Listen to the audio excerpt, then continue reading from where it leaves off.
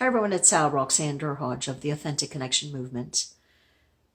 This week I'm going to continue on the topic of resilience and speak about strong emotion and impulse control, one of the traits of resilience according to the American Psychological Association. So, impulse control is something that we all can so relate to. I think developmentally, as we look at children around us, we can see how clear it's something that needs to be practiced and really internalized.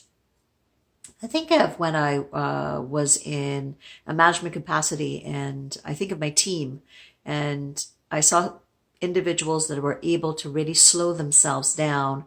And there was one particular man that I was having a problem with, the CEO, and basically marched down the hall and told him like he thought it should be, and there was major repercussions for his career.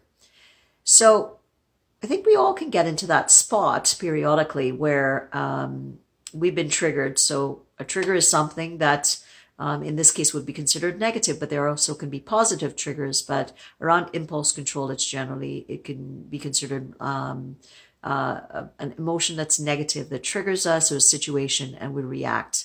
So what's kind of important is to really think, okay, I'm a little bit hot under the collar here.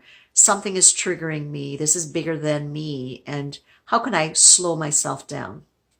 So I go back to don't send the email. If you're having a heightened emotion, maybe write the email, draft it, keep it in your drafts, and then maybe a bit later after you calm down, then think about sending it. Other thing is put a gap between why you're reacting potentially at an extreme level, and how do I slow myself down.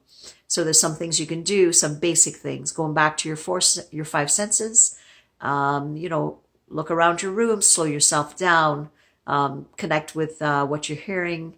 Focus on the textures around you by touching things around you, or just maybe doing something with your taste buds, like stopping to pop a really, really intense candy in your mouth.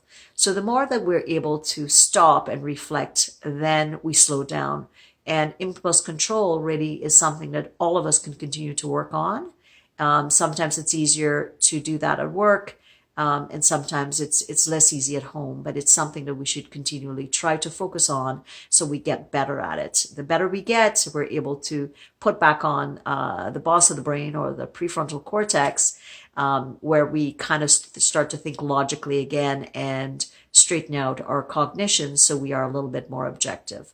So I hope this was helpful today for some tips that you might think about. How could you deal with emotions a bit more, and then in turn become a bit more resilient? So if you're needing anything further from me, my name is Roxanne Durhodge of the Authentic Connection Movement. I'm a mental health and wellness specialist.